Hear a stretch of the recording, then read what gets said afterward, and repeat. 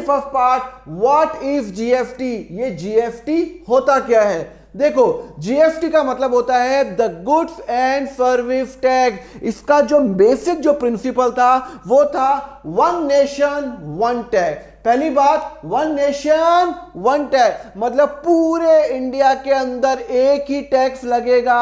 अब ऐसा नहीं है कि आप राजस्थान में हो तो अलग टैक्स, महाराष्ट्र में हो तो अलग टैक्स, दिल्ली में हो तो अलग टैक्स, नहीं, अब सिस्टम हो गया पूरी इंडिया में एक ही टैक्स। तो सबसे पहले GST is indirect tax. Indirect tax का मतलब होता है, इनडायरेक्ट टैक्स का मतलब है कि जो आप इनडायरेक्टली पे कर रहे हो। देखो डायरेक्ट टैक्स वो होता है आपकी इनकम 10 लाख, आपने 30% गवर्नमेंट को पे किया तो वो डायरेक्ट टैक्स इनकम हुई, आपने पे किया। इनडायरेक्ट का मतलब जो आप सामान खरीदते हो, आप रेस्टोरेंट में गए 400 रुपए, जीएसटी लगा 20 रुपए, इनडायरेक्टली आपने 420 रुपए पे कर दिया उस रेस्टोरेंट वाले को।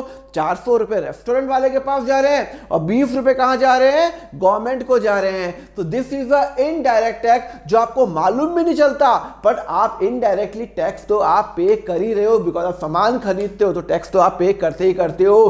तो it is a indirect tax, it is levied on every supply of goods and service. अभी पेट्रोल में नहीं है, एज ऑफ नाउ पेट्रोल और अल्कोहल पे नहीं है, उसके अलावा इन पे अलग टैक्स है, पेट्रोल पे अलग टैक्स है और अल्कोहल पे अलग टैक्स है, इनके अलावा सब चीज पे जीएसटी है। कि क्लियर है? It is a supply of the good. अगर मैं कोई सामान बेचता हूं तो मेरा जीएसटी, मैं जब सामान खरीदता हूं तो मैं जीएसटी इनडायरेक्टली मैं पे करता हूं। क्लियर है?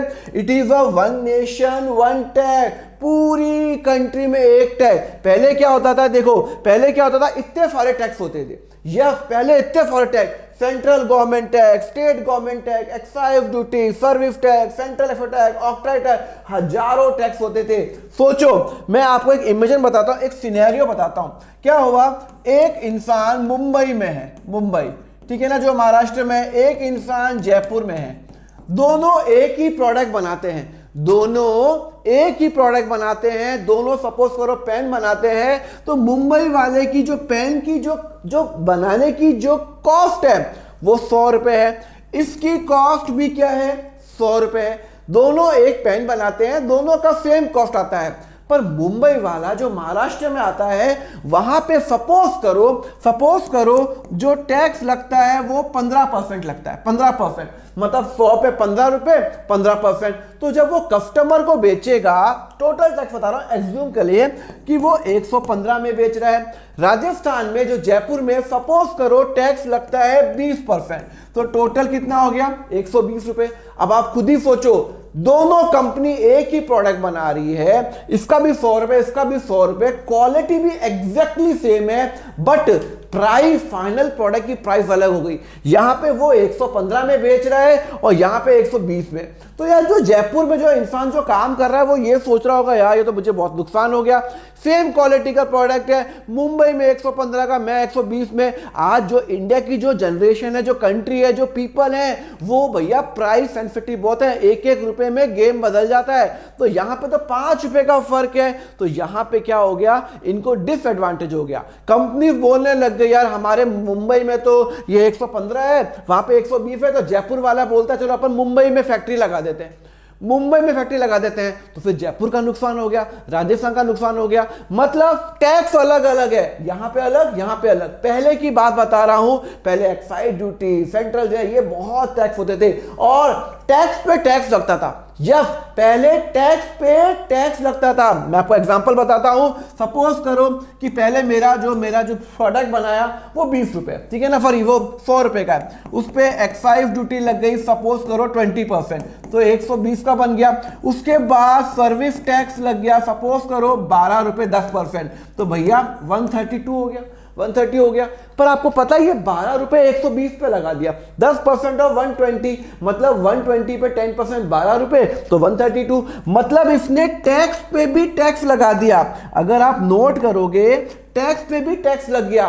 भाई अगर 12% लगाना ही था सर्विस टैक्स तो आप 100 रुपए पे लगाते, 100 पे 10 रुपए होता, पर यहां पे टैक्स लग गया। पहले टैक्स ये लगा, उसके बाद ये टैक्स लगा, तो क्या होने लग गया कि ये प्रोडक्ट की प्राइस है ना वो जैकअप होने लग गई, वो बढ़ने लग गई है।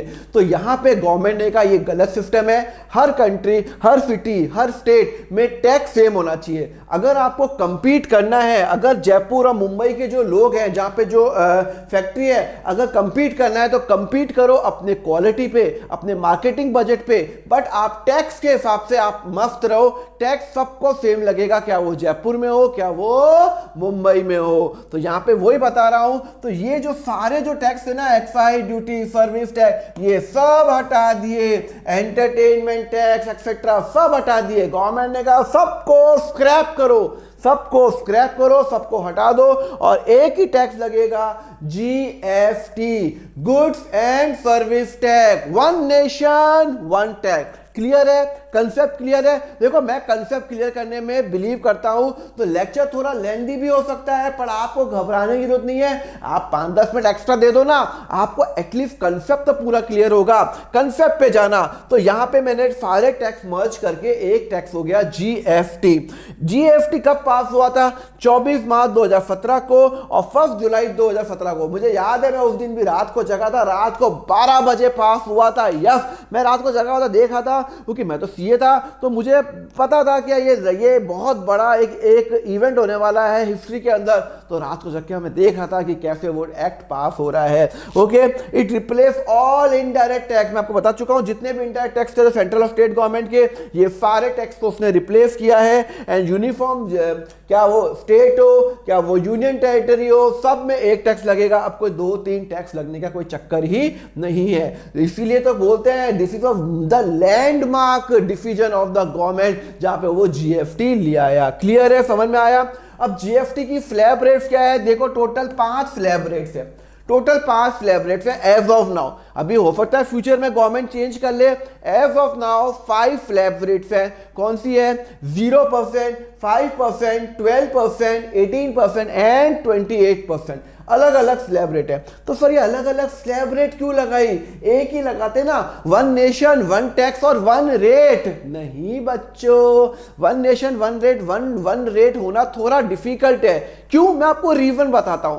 होता क्या है, कुछ एक प्रोडक्ट है, जैसे दूध हो गया, ब्रेड हो गई, एक्सेट्रा हो गया, जो रोज लोगों को चाहिए, उसके बिना लोगों का गुजारा नहीं है। आटा हो गया, दूध हो गया, तो भाई साहब उसमें गवर्नमेंट ने कहा भाई साहब इसमें कोई टैक्स नहीं, इसमें 0% tax. That is an essential item. जैसे दूध हो गया, ये सब हो गया, ये सब क्या है? 0% हो गया।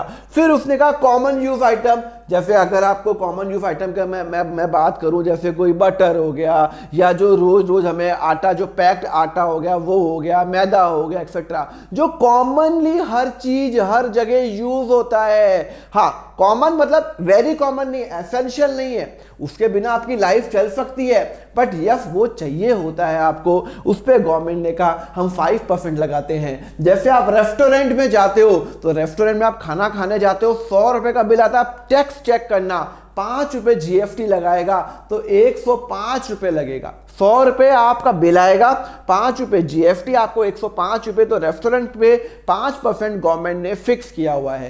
क्लियर है? अब दूसरा स्टैंडर्ड, लोग बाहर जाएंगे तो खाएंगे पिएंगे तो सही ना, गवर्नमेंट ने कहा 5% दैट्स इट फ्लैट।